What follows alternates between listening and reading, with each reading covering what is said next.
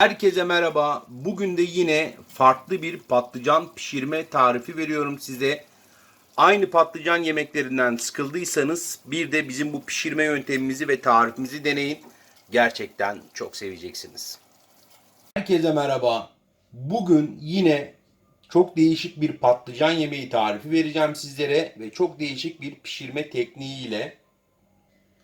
Patlıcanımızı aldık. Bu şekilde ince ince dilimliyorum. Hem değişik bir patlıcan yemeği tarifi izleyeceksiniz hem de çok değişik bir pişirme tekniğini göreceksiniz patlıcan yemeğinin. İnce bir bıçakta keserseniz daha rahat olur. Bir de yanlarına gördüğünüz gibi 2 adet kahvaltı bıçağı koydum ki bıçağımız tam alta inip patlıcanımız bölünmesin diye. Kafasını da kesiyoruz daha sonra. Şimdi istemiş olduğumuz şekli de size bakın gösteriyoruz. Akordeon gibi. Bakın. İstediğimiz şekil bu. Şimdi 4 adet patlıcan kullanacağız bu tarif için. 4 patlıcanımızı da bu şekilde dilimliyoruz. Şimdi 2 litrede su aldım borcamıma. 1 yemek kaşığı da tuz ilave ediyorum. Karıştırıyorum. Patlıcanlarımı da bu dilimlemiş olduğum patlıcanlarımı da hazırladıkça da içerisine koyacağım. Patlıcanımızı da içerisine koyuyoruz. Şimdi diğer patlıcanlarımızı dilimlemeye geldi sıra. İkinci patlıcanımı da yine aynı şekilde bakın ince bıçağımla dilimliyorum. Patlıcanı burada önemli olan bölmemeniz. Yani parçalanmaması. Ama ikiye bölünürse de sorun yok. Yine o şekilde de pişirebilirsiniz. Hani böyle estetik bir görüntü olacak. Hem misafirlerinize hem aile bireylerinize hem de kendiniz yerken hem görüntü olarak hem lezzet olarak fark edeceği için de o yüzden bölmüyorum. Yani sunuma da önem veriyoruz bu yemekte.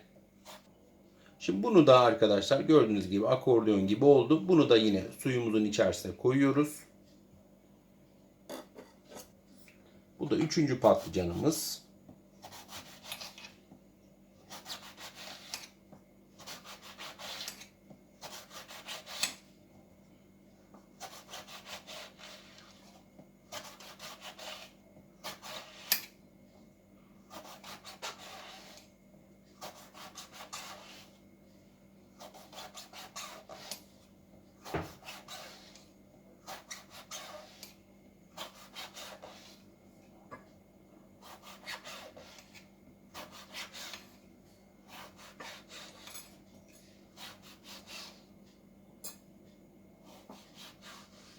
Şimdi borcamımı iç harcını da hazırlıyorum. 300 gram kadar orta yağlı kıymamı aldım. 1 adet soğanımı da rendeliyorum. 3 diş de sarımsağımı rendeliyorum. Baharatları da ilave ediyorum. 1 çay kaşığı tatlı toz biber ilave ediyorum. 1 çay kaşığı pul biber ilave ediyorum. Tabi baharatlar size kalmış arkadaşlar. Hani ne kadar istiyorsanız o kadar da koyabilirsiniz. Ya da koymaya da bilirsiniz. 1 çay kaşığı karabiber de ilave ediyorum. Tuz da ilave ediyorum. 1,5 çay kaşığı. Şimdi bunu güzelce yoğuracağız arkadaşlar. Karıştıracağız. Güzelce karıştırıp yoğuruyoruz arkadaşlar bunu. Şimdi sudan çıkarttık patlıcanlarımızı. Böyle bir peçete yardımıyla da kuruluyoruz. Hani kızartırken hem yüzünüze ya da çevreye sıçramamış olur. Şimdi patlıcanlarımızı, iç harcımızı aralarına dolduruyoruz. Böyle bir çatal yardımıyla kolaylık olacaktır. İstiyorsanız elinizle de doldurabilirsiniz. Hani nasıl kolayınıza geliyorsa.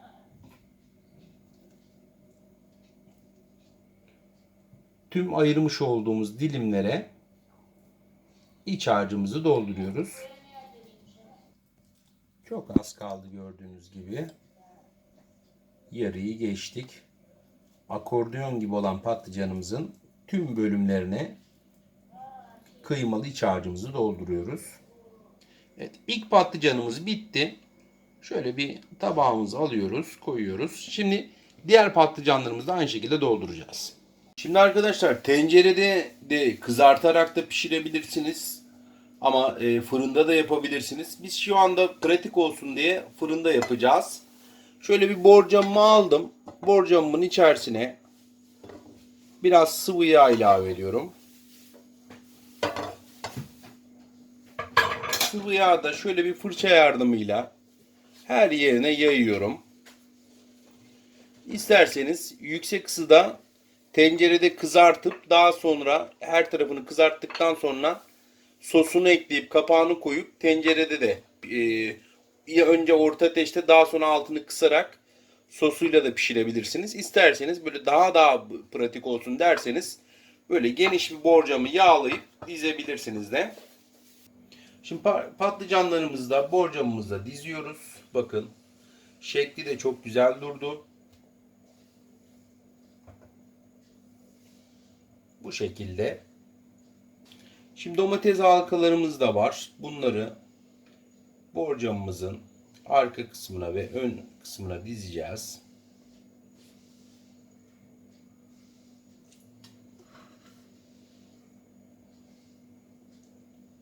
Ön kısmına da dizelim. Hem pişerken bu yemeği dün de yaptım arkadaşlar. Biraz daha farklı olarak. Onun da videosunu hazırladım zaten. Bundan önceki videolarda izleyebileceksiniz. Bu videoyu ne zaman yayınlarım bilmiyorum. Onda da yine domatesleri ekledim. Sosuna müthiş bir aromatik tat verdi. Şimdi fırınımı da 180 derecede önceden ısıttım. Sosunu da şimdi hazırlayıp sosunu içerisine dökeceğim. Böyle biberlerim de var arkadaşlar. İkiye böldüm biberlerimi. Şöyle onları da böyle kenarlarına koyuyorum. Daha hem görüntü olarak daha güzel durur hem de biber seviyorsanız yemeğin yanında garnitür olur. Şimdi sosunu da hazırlıyoruz. 2 yemek kaşığı domates salçasını borcamımıza alıyoruz. Tuzunu da ilave ediyorum. 1 tatlı kaşığı kadar yeterli ya da 1,5 tatlı kaşığı. Karabiber de ilave ediyorum. 3 diş de sarımsak rendeliyorum içerisine. Bu da 3. dişimiz. 3 yemek kaşığı da sıvı yağ ilave ediyorum içerisine.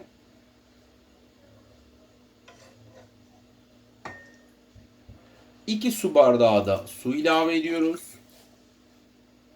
Bir yandan da çırpıyoruz. 2. bardağımızı ilave ediyoruz. Bunu iyice çırpacağız arkadaşlar. Şimdi sosumuzu da böyle üstünden gezdirerek patlıcanlarımızın üzerinden gezdirerek koyuyoruz.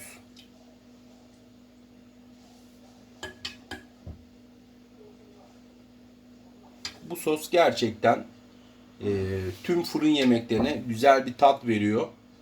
Özellikle patlıcan yemeklerinde müthiş bir aroma ve lezzet katıyor. Çok basit de bir sos.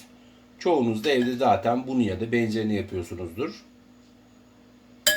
Şimdi fırınımızı da ısıttık. 180 derecede yaklaşık 50 ile 55 dakika arasında bizim fırınımızda bu pişecek. Yine fırınımızın en alt gözüne koyuyoruz. En alt kısmında çünkü çok daha güzel pişiyor.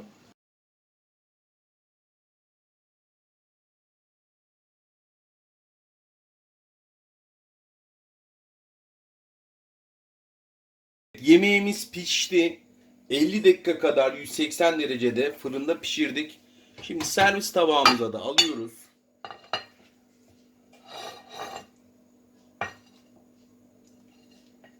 Şöyle.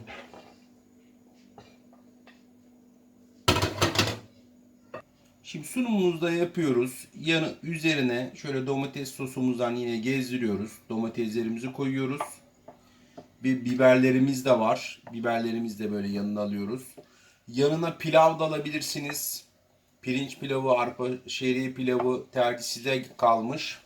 Ama gerçekten çok lezzetli oldu arkadaşlar. Şöyle yakından da göstermek istiyorum. Gördüğünüz gibi pratik bir tarif. Çok fazla sizi uğraştırmayacak ama çok da değişik bir tarif oldu. Mutlaka bu patlıcan pişirme tarifimizi deneyin. Özellikle patlıcan yemeğini seven takipçilerimiz için söylüyorum. Bu tarifi deneyenler yorumlara yazarsa da çok seviniriz. Her gün yeni pratik tariflerle karşınızdayız. Beğenmeyi ve yorum yazmayı da lütfen unutmayın. Biz her gün buradayız.